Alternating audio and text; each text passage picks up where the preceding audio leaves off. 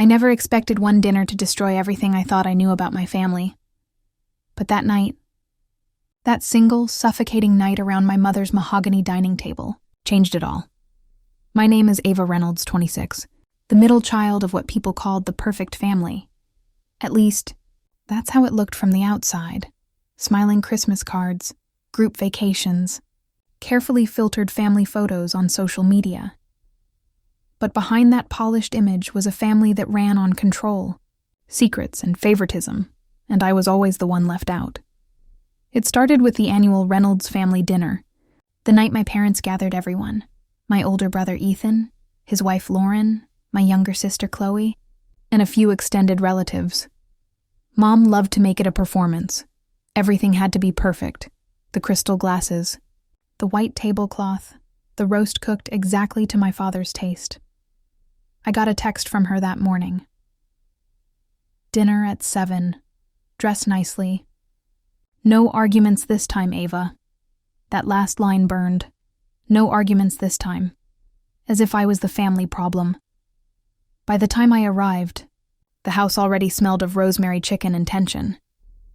Ethan greeted me first. Perfect Ethan. With his perfect job and his perfect smile that always managed to make me feel less.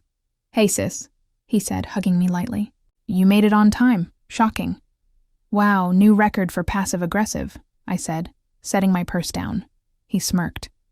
"Just teasing. Don't get too sensitive." Lauren, his wife, leaned in with that sweet smile that wasn't really sweet. "Oh, Ava, I love your dress. It's so bold." Translation, too much. Chloe, the youngest, was sitting on the couch scrolling through her phone, pretending not to notice me.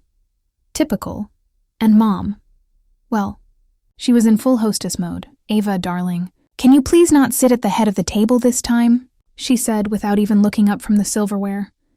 "That's for your father, obviously." "Of course," I said flatly, because it always was. Dinner started off normally, or at least, Reynolds normal, which meant subtle insults disguised as jokes, bragging about careers, and constant one-upmanship. Ethan bragged about his new promotion. Chloe talked about her college scholarships.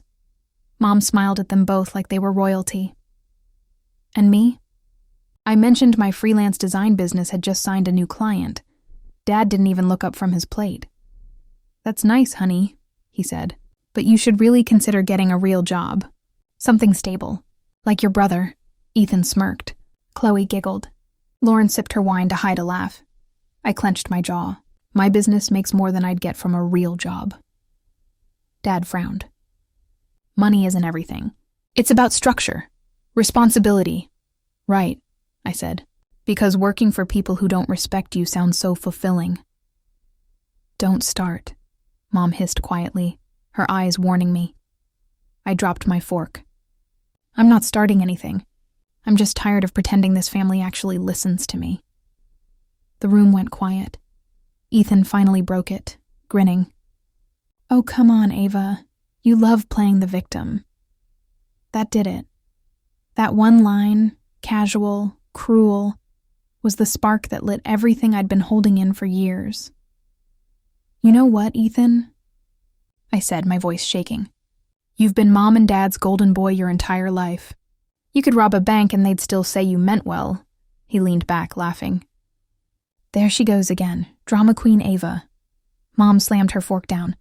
"Enough, Ava, we are not doing this again." "No," I said firmly. "We're finally going to do this." Everyone froze. "You all sit here pretending this family is perfect," I said, standing up. "But I'm done being the quiet one." "Ava, sit down," Dad said sternly. "No, Dad. You don't get to control me anymore." I looked around the table, feeling years of hurt bubbling to the surface. "You think I don't know what's going on? The secrets, the lies?" Ethan's grin faltered. Chloe looked up from her phone. Mom's voice dropped. "What are you talking about?" "I'm talking about the real reason Dad disowned Aunt Valerie," I said. Her fork slipped from her hand. "Ava, because she told me the truth years ago," I continued, "and I kept it quiet." "But not anymore," Ethan scoffed. "You're losing it. Am I asked. Then why does Dad look like he's about to have a heart attack? Dad's face had gone pale. Mom whispered sharply, Ava, stop! But I didn't, because this wasn't just about me being ignored or belittled. This was about years of manipulation. Years of being treated like the mistake. Child, and I finally had proof of why. 2 days before the dinner, Aunt Valerie had sent me an email. Old family records, hospital bills, and a birth certificate I'd never seen before. It was labeled, "For Ava, the truth." I hadn't planned to say anything. But sitting at that table, hearing them mock me again, something in me snapped. "Do you all want to know why I'm really different from you?" I said quietly, pulling out my phone. Everyone stared. I opened the email and read aloud. Ava Reynolds, born July 12, 1999. Biological father, Daniel Harper. The room went dead silent. Mom gasped. Dad's eyes widened in pure panic. Chloe's phone slipped from her hand. Ethan just blinked, speechless. What are you talking about?" Mom whispered. "I'm saying," I said, my voice trembling, "that Dad isn't my real father, and you've all known it." Lauren's hand flew to her mouth. "Oh my God." Ethan stood up. "That's ridiculous." I turned my screen toward him. "Is it? Because these are medical records. Blood type mismatches, DNA reports. Aunt Valerie kept them because she said Mom begged her to stay quiet." Mom finally spoke, her voice breaking. "Ava, please, this isn't the time." "When is the time, Mom?" I shouted. "When I'm dead? When you can finally pretend your secret never existed?" Tears filled her eyes. "I was going to tell you. When?" I could feel everyone's eyes burning into me. For once, no one dared interrupt. Dad, or the man I thought was my dad, slammed his fist on the table. "This is nonsense. Valerie's always been jealous. She wanted to ruin this family." I turned to him slowly. "Then why, Dad, did you kick her out of your life right after she found out? Why did you tell everyone she stole from you?" He froze. The silence that followed was the loudest sound I'd ever heard. Mom's lip trembled. "I made a mistake, Ava. I was young. Daniel and we were over before I met your father. It doesn't change who you are." "It changes everything," I said quietly. "It changes why you've always treated me like an outsider." Her eyes filled with tears. "No, sweetheart, that's not true." "It is," I said, cutting her off. "And you know it." Ethan finally broke the silence, his voice cold. "So what now? You came here to ruin dinner? To embarrass us?" I met his eyes. "No, Ethan. I came here to finally tell the truth, something this family clearly forgot how to do." He stood up. "You're unbelievable," I smiled faintly. "And yet, I'm the only one who's real." Mom was crying now. Dad sat rigid, his hands shaking. Chloe stared between us, her face pale. I grabbed my purse. "I'm done pretending, Mom. You can keep your secrets, but don't expect me to keep them for you anymore." And with that, I walked out. The sound of my heels on the marble floor echoed through the house like a final goodbye. As I stepped into the cold night air, I took a deep breath. For the first time in my life, I wasn't the forgotten daughter.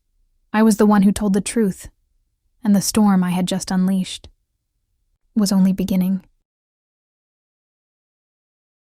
As the room filled with laughter and clinking glasses, Ava tried to act normal. Her parents were celebrating her sister Sophie's engagement to Ryan Carter, the same man Ava had secretly dated before he dumped her without explanation. And now, here he was, sitting at her family's dinner table, holding Sophie's hand. Ava's chest burned with silent rage, but she smiled. Everyone thought she had moved on. They didn't know the truth, that Ryan had broken her heart after her own family convinced him she wasn't good enough. Her mother's voice broke through her thoughts. "Ava, sweetie, don't just sit there. You remember Ryan, don't you?" Ava forced a polite laugh. "Oh, trust me, Mom. I remember everything." The tension thickened. Sophie giggled nervously, trying to change the topic, but Ava wasn't finished. She had spent months preparing for this moment, the family dinner where she would reveal what they had done to her. She took a deep breath and raised her glass. To family, she said, smiling. The people who always have your back, unless they're too busy stabbing it. The table went silent. Ryan looked uncomfortable. Ava continued, her voice calm but sharp. It's funny, really. When you find out that your own parents met with your boyfriend and told him you were unstable, just so your sister could have him instead. Her mother's fork clattered to the plate. Ava, that's enough. No, Mom, it's not enough. You called me obsessive, remember? You said I wasn't wife material. You made sure he never spoke to me again. Ryan's eyes widened. It was the first time he heard the truth. Sophie looked pale. That's not true, Sophie stammered. Oh, it's true, Ava snapped. I have the emails, the messages, the proof. You didn't just steal my boyfriend, Sophie. You stole my chance to trust anyone ever again. Her father stood up, furious. Ava, sit down before you embarrass this family. Ava's voice rose, trembling with years of bottled pain. You embarrassed me. You made me question my worth. You think you can rewrite the story and make me the villain? Not tonight. She pulled out her phone and played a recorded voicemail, her mother's voice, unmistakable. She's too emotional, Ryan. You deserve someone calmer. Sophie's better for you. The room froze. Sophie covered her mouth, and Ryan's face went white. Ava looked straight at her mother. Congratulations.